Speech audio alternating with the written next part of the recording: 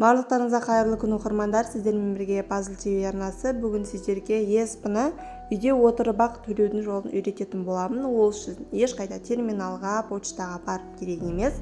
Ең оңай жолдары Каспийден немесе Халықбанктен төлеуге болады. Бүгін сіздерге Каспийден қалай төлейді, соны көрсететін боламын. Видеоны соңына дейін көріңіздер. Ең алдымен бізге Каспий приложениесіне кіруіміз керек. Каспий приложениесі кіргеннен кейін платежи дейтінге кіресіздер. Платежиға кіргенде ESP деп іздейсіздер.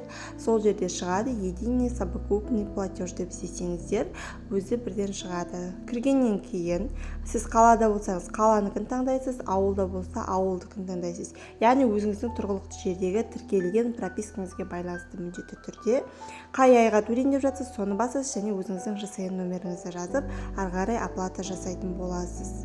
Қаланыкі болсаңыз қаланыкі, ауылды болса ауылдыкі, міндетті түрде шатаспауыңыз керек.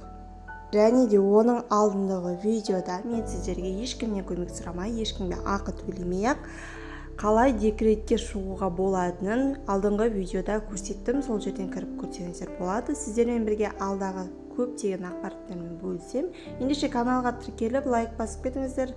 Тыңдағандарыңызға рахмет. Келесі видеоға дейін сау болыңыздар.